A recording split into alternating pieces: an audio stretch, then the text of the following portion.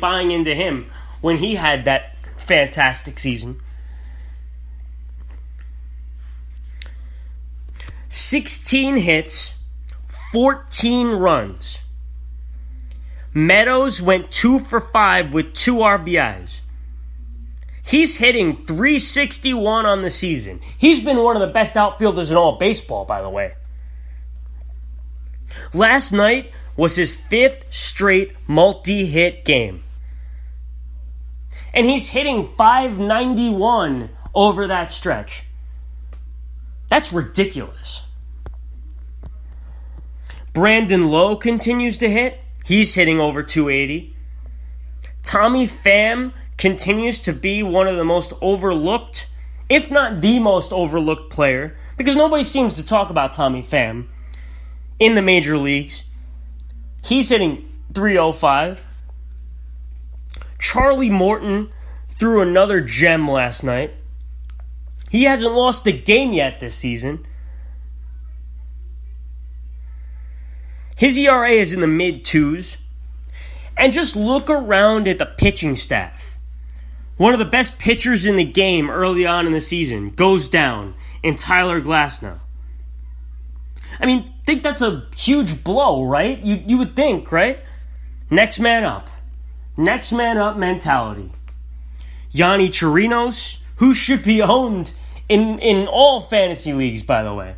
Yonny Chirinos, the thing that I love about it, he not only has he pitched really well, is that even when he, even if he doesn't start the game, he is he's coming in the 3rd or 4th inning and he's throwing, 4 or 5 innings, and he's picking up the wins when the Rays are winning. He's pitched well, and he ends up picking up a lot of wins. And you could use him as a relief pitcher. Because technically, yeah, he's come in relief more often than he started.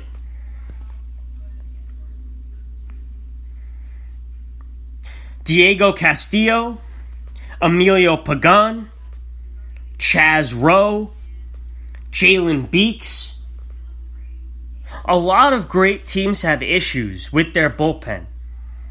But pitching with this team, no issues. They're strong all the way around. It's funny because everyone was making fun of them a year ago on their whole opener thing, and everybody was making fun of the fact that the Rays, outside of Blake Snell, they have nobody. Well, I think it's safe to say they're getting the last laugh when it comes to this topic.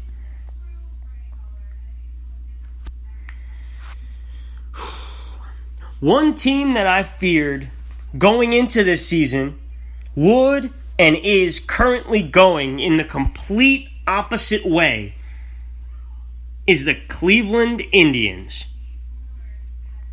This was a World Series team not too long ago. Once upon a time, they were, the only team in the AL Central. I think they got a little bit too comfortable, which I feared would be a problem. When one of these AL Central teams, who was going to step up eventually, one of them was going to step up.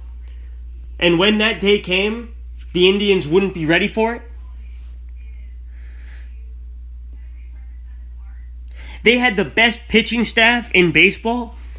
They still aren't far off in that department. But still, they're on the verge of falling apart completely. They are now desperate for hitting. You look at Francisco Lindor and Jose Ramirez.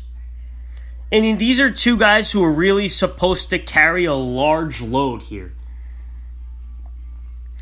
But Lindor, since coming back from his injury, has held his end of the bargain. He's held his own.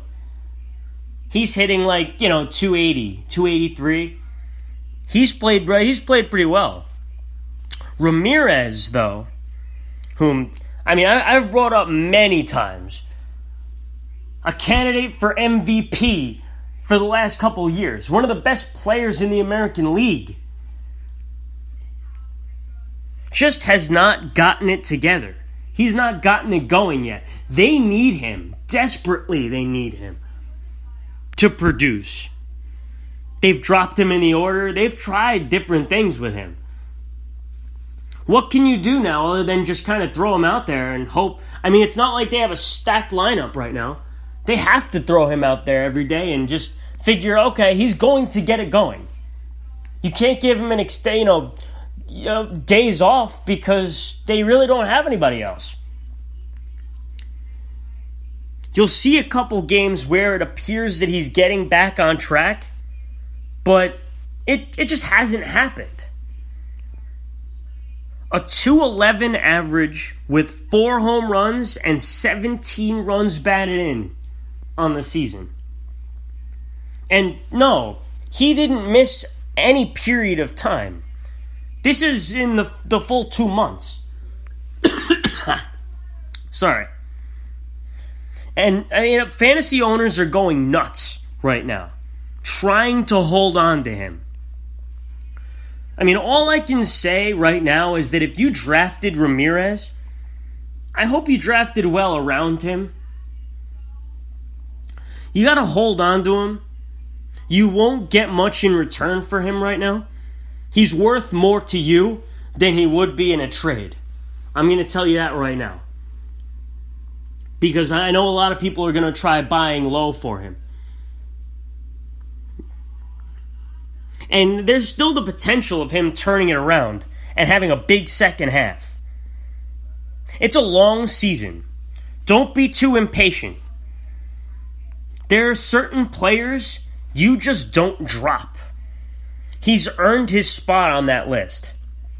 Just cross your fingers that he's close. But yeah, outside of those two for Cleveland, there's just no hitting at all whatsoever. You look at the batting averages down that order, and it's just pathetic. It's a joke.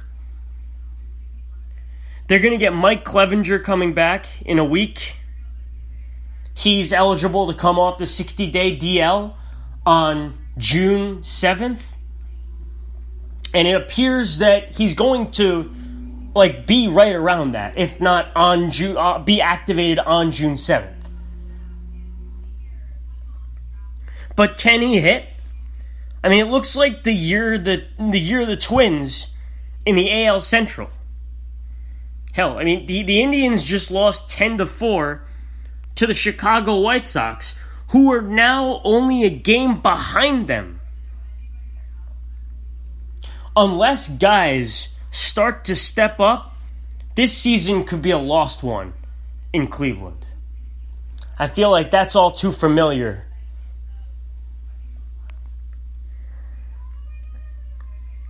Since he's pitching against the New York Yankees tonight, I'd just like to talk a little about Chris Sale, who came out, to start off the season very poorly. Terrible April. His velocity was down. He couldn't get swings and misses.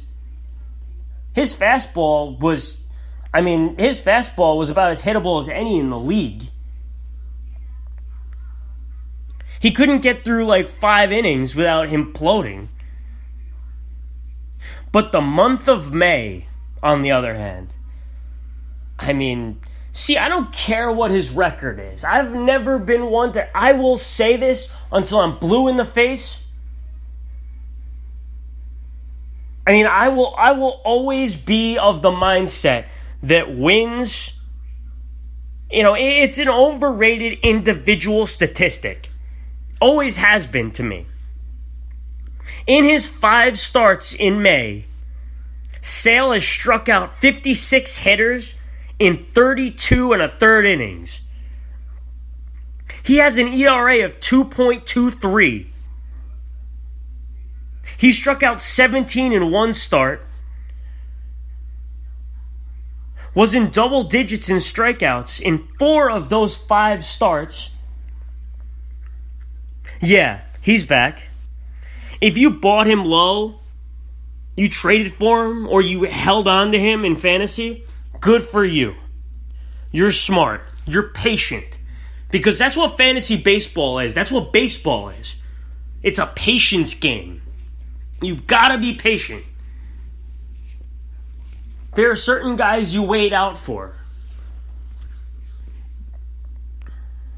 Great pitcher with ridiculous swing and miss stuff. Guys like that are tough to come by in baseball right now. And this is one of the best pitchers in the entire league. And he has been for a decade. The Red Sox need their ace again tonight as they open up their series against the somewhat surprising New York Yankees. The Sox are currently trying to dig themselves all the way out of the hole they put themselves in April.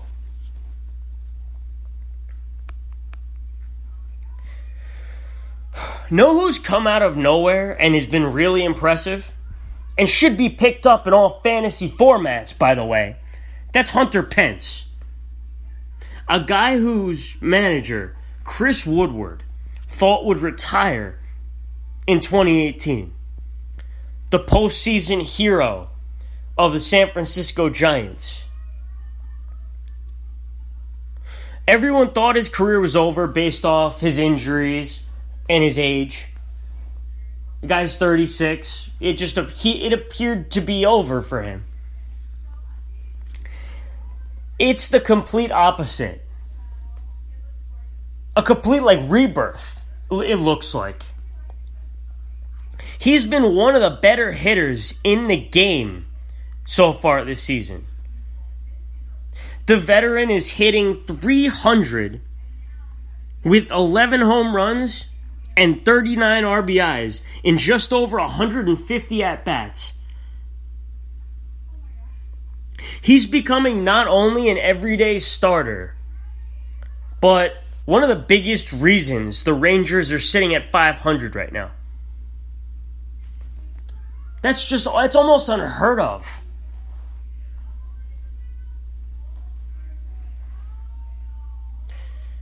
This is a veteran who's been around the block long enough. This isn't some fluky kid. Maybe he can make up for your lack of Jose Ramirez production.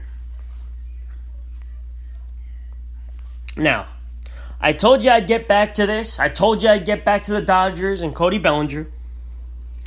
Is Cody Bellinger currently the best player in baseball?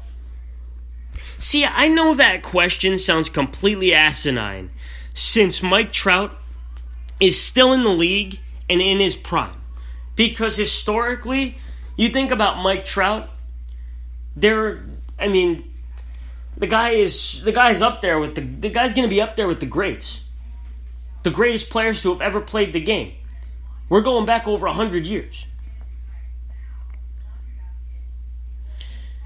But is it all that asinine? I've always said that if he could cut down on his swing. He always had a big swing. That was my problem with him. It was that herky-jerky, that big swing that he has. That, he would always, he would strike out. He'd be late on fastballs, and he'd chase in the dirt. He always had the power. He always had the skill. It was his swing was too long. If he could cut down on his swing with 2 strikes, that he could be one of the toughest outs in the sport.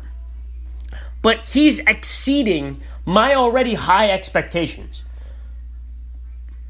In 2019, Cody Bellinger is the best player in Major League Baseball. The guy is hitting .377. It's May 31st. It's going to be June. 20 home runs, 52 RBIs. His OPS is over 1,200. And not only is his bat tremendous, he's got a lot of speed, 7 stolen bases and a triple. But this is a first baseman who's one of the better outfielders in the game. He has 7 outfield assists. That's more than some starting outfields. It's more than some starting outfields have this season. The throw he made